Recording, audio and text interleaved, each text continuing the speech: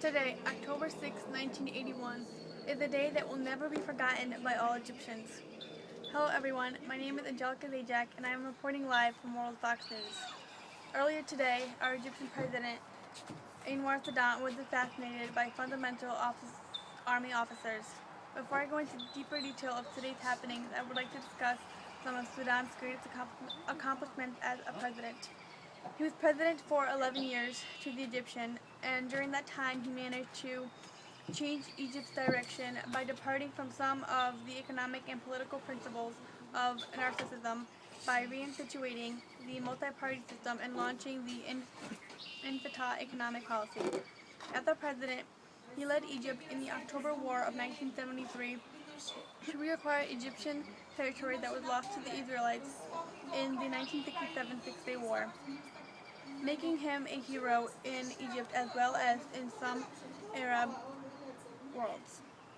Afterwards, he engaged in negotiations with Israel, culminating in the Egypt-Israel Peace Treaty. This won him the Nobel Peace Prize, but also made him unpopular among the Arabs, resulting in a temporary suspension of Egypt's membership in the Arab League and eventually his assassination of today. We have a special guest here, Gina, who will be coming to answer a couple of questions for us. Gina, would you please be so ever kind to join us? Would you be one of the people who believe that this assassination occurred at the peak of the president's unpopularity due to previous events? Yes, however, I don't think that he should have been assassinated. It will definitely be a difficult time for the next few days. We all try to grasp of what happened. Yes, thank you for that.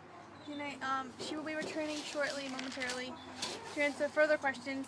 But for now, we'll continue the news and historic events. Saddam's Sinai Treaty with Israel enraged Islamists, particularly the radical Egyptian Islamic Jihad. And according to sources, the group was recruiting military officers and accumulating weapons and waiting to launch a complete overthrow of the existing order in Egypt.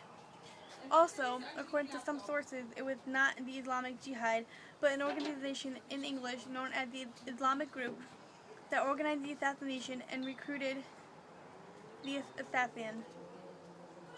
Members of the group had been arrested 2 weeks prior to the killing, but they did not disclose the existing plans, and Islam succeeded in assassinating Sadat. In today's present happenings, we can report to you that Sadat was assassinated during the annual victory parade held in Cairo to celebrate Egypt's crossing over the Suez Canal. And unfortunately, in addition to Sadat, 11 others were killed, including the Cuban ambassador, as well as leaving 20 wounded. In today's happenings, we have Gina joining us again to answer just a few more questions of today's occurrence.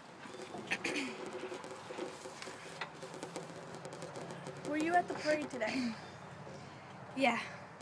Now, what can you tell us about what happened today? I thought it was all planned because of all the cheering and loud noises. However, once I realized that there were screams and blood was shed, I was wrong. Something was terrible was happening. And at the time, I didn't know what it was. Now that I do know what it is, it breaks my heart. It really does. It really does break all of our hearts.